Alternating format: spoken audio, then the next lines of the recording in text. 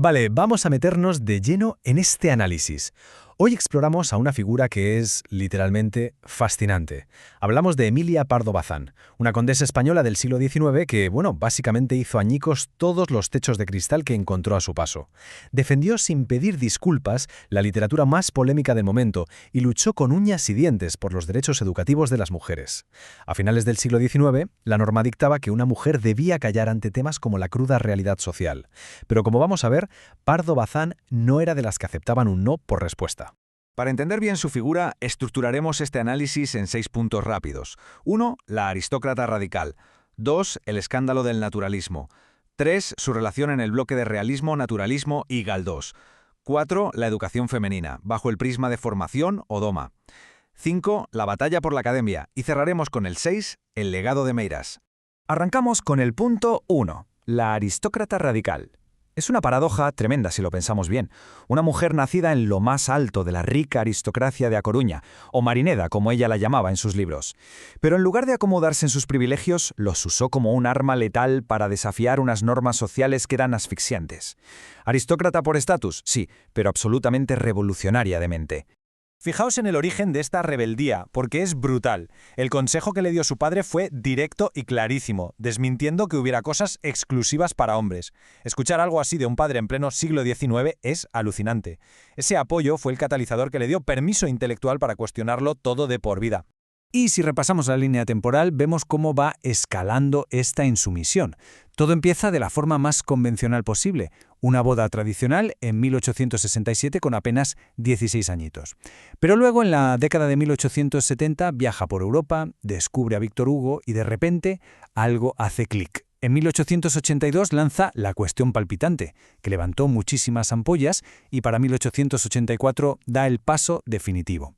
Literalmente elige seguir escribiendo en lugar de seguir casada y se planta sola en Madrid para tomar las riendas de su vida. Pasamos al punto 2, el escándalo del naturalismo. Y aquí es donde empieza la verdadera rebelión literaria. Hay que entender qué era el naturalismo para pillar la magnitud del escándalo. Hablamos de un movimiento literario del siglo XIX, impulsado por Émile Zola, que era crudo, áspero, no romantizaba absolutamente nada. Iba directo a las realidades más incómodas de la vida, como el sexo o la decadencia social.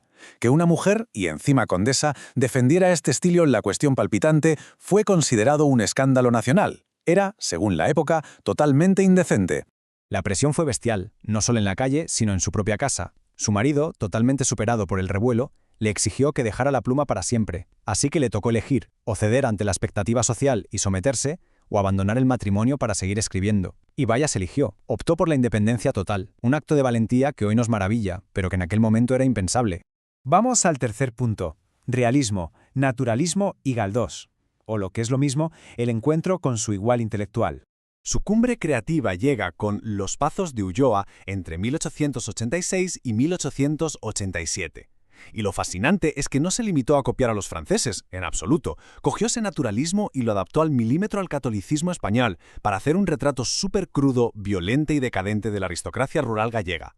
Creó algo totalmente suyo, con una voz inconfundible. Y justo en esa cima literaria encontramos su relación con Benito Pérez Galdós. Eran gigantes y jugaban en la misma liga. Mientras Galdós retrataba a la clase media madrileña, ella ponía el foco en la brutalidad rural gallega. Pero es que además mantuvieron una relación súper moderna. Si exploramos sus cartas, donde ella le llamaba cariñosamente «miquiño mío», vemos un vínculo construido desde la igualdad absoluta, la admiración mutua y una libertad que destrozaba los esquemas de la España decimonónica. Entramos en el punto 4, educación femenina, formación o doma. Aquí vamos a diseccionar su activismo pionero. Tiene reflexiones que son una verdadera bofetada de realidad, y esta frase es el mejor ejemplo. Con una sola palabra, doma desnudó por completo la trampa del sistema.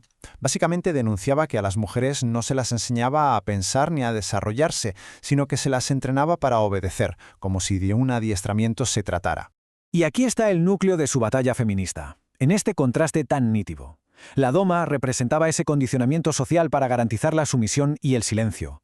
Frente a eso, ella exigía la verdadera formación, un desarrollo intelectual profundo, que garantizara la libertad de pensamiento y, sobre todo, el acceso en absoluta igualdad al conocimiento humano. Nos acercamos al final con el punto 5, la batalla por la academia, o cómo le plantó cara a las instituciones. Su perseverancia es digna de estudio. Primero intentó entrar en la Real Academia Española y se topó con la puerta en las narices hasta 3 veces, por el simple hecho de ser mujer. Pero lejos de callarse, usó la prensa para dejar en evidencia a esos mismos académicos. Consiguió ser la primera en presidir la sección de literatura del Ateneo de Madrid, y el broche histórico llegó en 1916, destrozando el monopolio masculino al coronarse como la primera mujer catedrática de literatura en la Universidad Central. Y es que su argumento era irrefutable. Ante las críticas, lanzaba en la prensa preguntas retóricas como esta, pura lógica aplastante. Usó su inmenso talento literario como la mejor herramienta para desnudar la hipocresía de las élites académicas. Y cerramos con el punto 6, el legado de Meirás. Literalmente, cómo construyó su propia mesa. Al ver que le negaban reiteradamente un asiento en los círculos de poder, Emilia decidió construir su propio espacio, el Pazo de Meirás en Galicia, que ella misma diseñó. Pero más allá de ser un refugio, albergaba un auténtico santuario del conocimiento, con su biblioteca de más de 3.000 volúmenes. Era la manifestación física y rotunda de su intelecto incansable. Si repasamos de un vistazo el universo Pardo Bazán, el impacto es innegable. Llevó el naturalismo a lo más alto con Los Pazos de Ulloa, provocó un cisma para defender la literatura moderna con La cuestión palpitante, reventó el sistema educativo al lograr su cátedra en 1916 y nos dejó esos miles de volúmenes como testamento vital. Por donde pasaba, dejaba huella. Así que tras analizar esta vida de absoluta rebeldía, nos queda una reflexión inevitable. Si tenemos claro que el talento no sabe de género ni de imposiciones, ¿qué normas sociales injustas o convenciones estaríamos dispuestos a desafiar hoy? Es una lección de valentía brutal, que más de un siglo después sigue estando completamente viva.